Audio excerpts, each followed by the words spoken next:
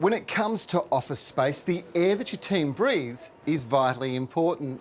It makes sense to put plants in an office environment to filter the air of pollutants, more importantly to take CO2 out of the atmosphere and put oxygen into it. You see, the more oxygen you've got in the air you're breathing, well, the sharper the mind is, the more creative you are, and the better you deal with problems and stress. So, welcome to the Garden Guru's office. Let us show you what we're going to add to our office this week. We are on a mission to increase the number of plants inside the office to improve the aesthetics and the quality of our workspace. Now, the hottest trend in gardening is living walls, but what are the best plants for a living wall like this? I visited one of my favourite nurseries, Floraplant, to shop through the best options for our office wall.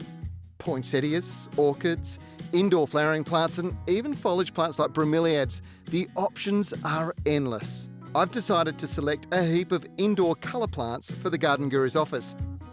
The plants I've chosen for the wall are incredibly diverse and they've been selected on a criteria. Well, there's three unique points. One is colour and fragrance, which is going to come from flowers. The other one is unique architectural shape. Bromeliads are a classic example of how that can work.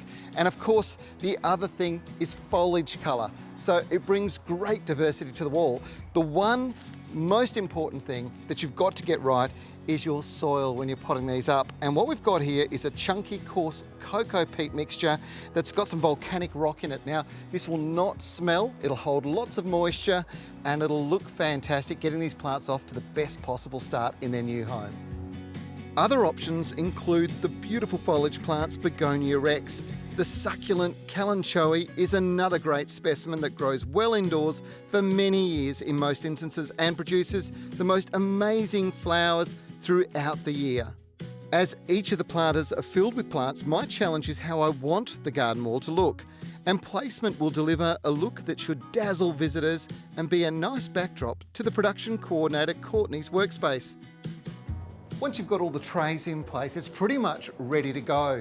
Now, the type of potting medium we've used means that all of these plants require the same amount of water. So it doesn't matter if you've got a kalanchoe or a dendrobium orchid like this one here. The great benefit is they only need 2 drinks a week. Now, this has got a built-in irrigation system, and each tray has a little reservoir in the bottom as well to hold some water. It all recycles twice a week with a manual watering.